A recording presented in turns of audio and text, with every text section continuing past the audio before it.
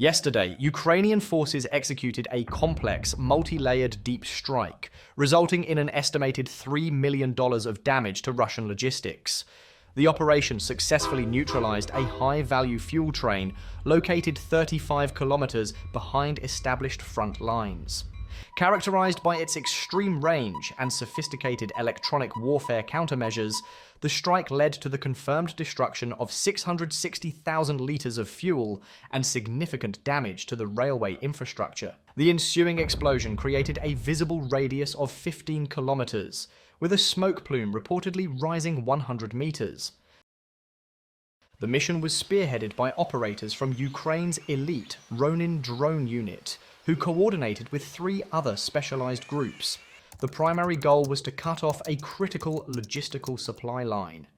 This attack served as a proof of concept, demonstrating that Russian assets in the rear, even those with layered defenses, are now vulnerable to low-cost, precision drone strikes. This operation utilized 4 FPV, or first-person view, attack quadcopters. Each was modified for extreme range, pushing far beyond the standard 3-kilometer operational limit for such drones. Achieving this 35-kilometer penetration required a complex, coordinated effort. While Ronin unit operators piloted the attack drones, the Kobul 9ET unit of Ukraine's Defense Intelligence, or GUR, provided real-time intelligence, having tracked the target train for weeks to learn its schedule and configuration. Simultaneously, the Alpha unit of the Security Service, or SBU, conducted electronic overwatch by intercepting Russian communications for early warnings. Finally, the next group from the State Special Communications Service was ready with counter-jamming equipment to breach the Russian electronic warfare screen. The mission's primary technical hurdle was signal transmission. High-speed, precision strikes against a moving target demand a zero-latency video feed. For this, Ukrainian forces depend on analog 5.8 GHz video transmission. Although digital signals could extend the range more easily, their inherent 200 millisecond delay would cause a 5-meter targeting error at speeds of 80 kilometers per hour, making the mission impossible. The analog solution, however, has its own drawback. It requires a chain of vulnerable repeater drones, usually placed every 5 kilometers, to relay the signal back to the operator. This vulnerability became apparent early in the operation. As the 4 attack drones moved deeper into occupied territory, the mission was suddenly at risk. A Russian operator, likely using a Verba man-portable air defense system, or MANPADS, successfully targeted and destroyed the primary repeater drone. This relay drone had been hovering at an optimal altitude of 500 meters for the best signal. Its destruction instantly cut the link between the Ronin operators and their attack drones. The video feeds went to static, leaving the FPV drones blind and unresponsive, just seconds away from total mission failure. Ukrainian forces had anticipated this exact scenario and planned for it with deliberate redundancy. The mission plan included 3 repeaters for each chain. After a tense delay of several seconds, the first backup repeater came online. This drone was flying lower, at 200 meters, to make it harder for Russian air defense to detect, but it was also 2 kilometers away from the optimal relay path. The signal was re-established, but its strength fell to 60%, providing only a grainy, degraded video feed. This was nonetheless considered sufficient for the highly trained operators to proceed. A third backup repeater was still on standby at a 100-meter altitude, held as a final resort. All repeaters kept a 2-kilometer spacing to ensure a single missile could not destroy the entire relay chain. The Ronin operators are, in fact, trained specifically for these situations. Pilots must log over 200 hours in simulators, where they practice missions with poor signals and even complete video loss. They are trained to fly blind for up to 30 seconds at a time, relying on mental timing, memorized terrain features from satellite images, and navigation aids like railroad tracks, rivers, and power lines to stay on course. As the lead drone continued, it reached the 25-kilometer mark from its launch point and flew into a dense electronic warfare environment. The video feed worsened from grainy to complete static. This indicated the drone had entered the engagement bubble of a Russian R-330 Zhizhitel electronic warfare system. This truck-mounted jammer is designed to create a 15-kilometer denial zone by flooding the 100 to 2000 MHz spectrum. The Ronin operator immediately began pre-programmed frequency hopping sequences, scanning at 40 channels per second to find a gap in the jamming. Analysis from past missions indicated that while the R-330 ZHA is powerful, it cannot sustain maximum power on all frequencies at once. Ukrainian units have found gaps, especially on less common frequencies that Russian electronic warfare operators often miss. The operator's hopping pattern followed a set doctrine: 3 quick hops on common FPV bands, specifically 5.8, 2.4, and 1.2 GHz, to confuse the Russian system. This was followed by a jump to a known gap frequency for a 2-second window of clear transmission before the hopping sequence resumed. For 15 seconds, the drone flew completely blind. At the same time, the Zhizhitel system, or a similar asset, started spoofing GPS signals. This false signal displaced the drone's apparent location by 10 kilometers on the operator's map. The pilot was forced to rely on mental mapping and timing to stay on course. The 3 other attack drones were following the lead drone at precise 30-second intervals. This spacing was tactical. It allowed each following drone to use the successful frequency hopping path found by the leader before Russian electronic warfare operators could adapt. It also prevented a single jamming sweep from neutralizing the entire group. While the drones struggled inside the electronic warfare bubble,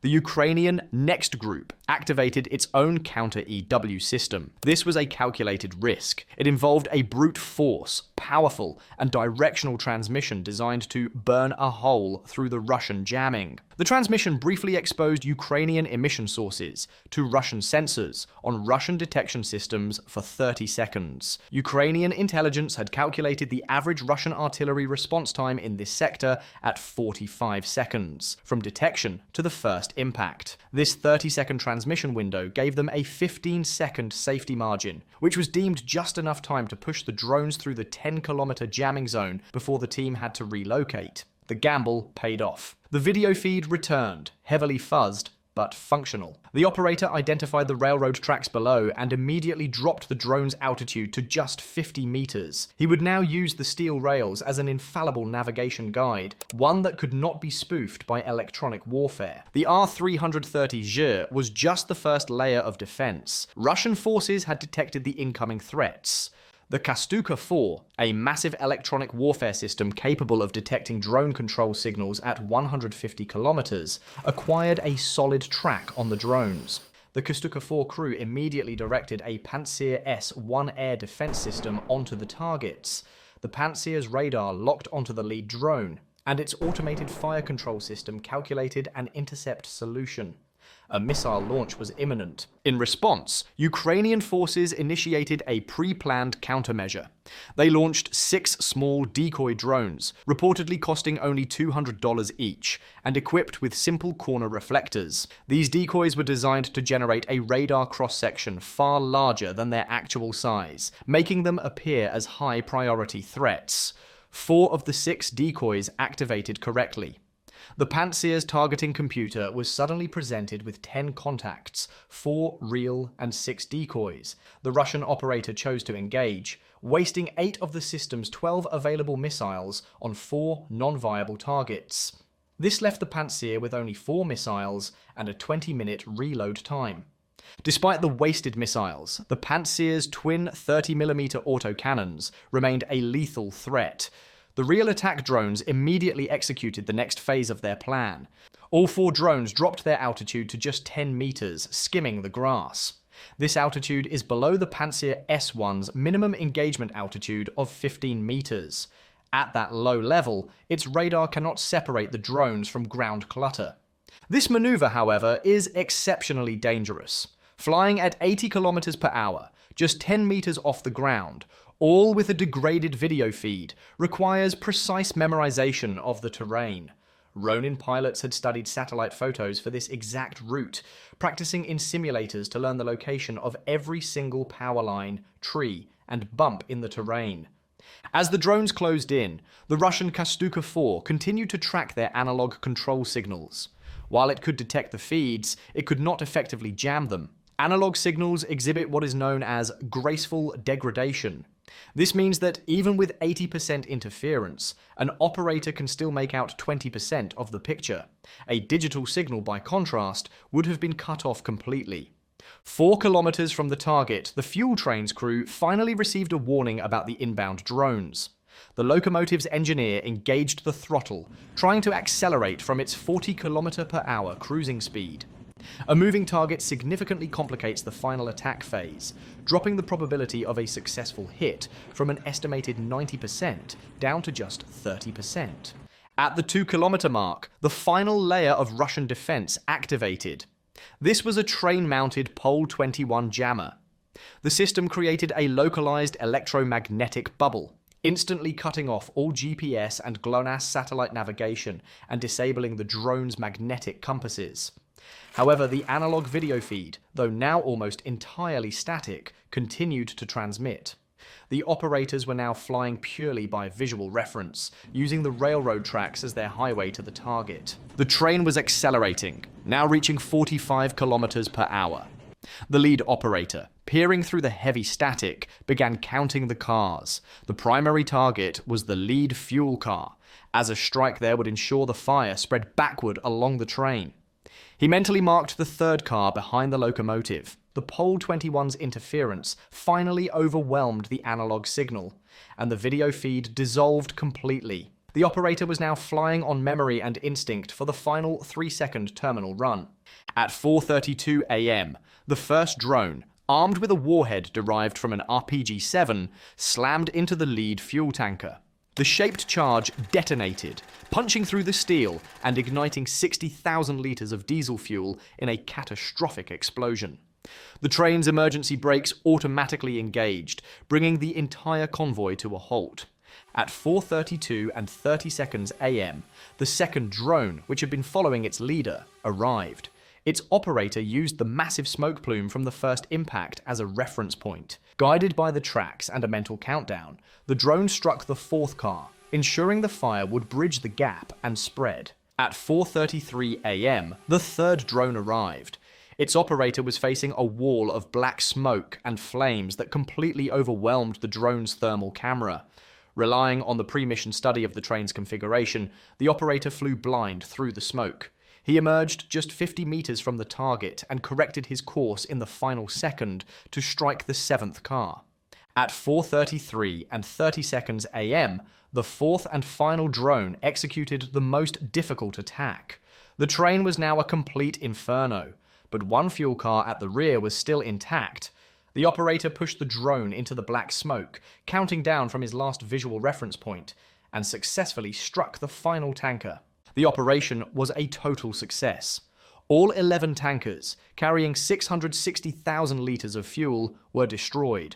The resulting fire burned for over 6 hours. The intense heat warped the railroad tracks and crumbled the concrete ties, rendering this vital supply line unusable for an estimated 72 hours or more.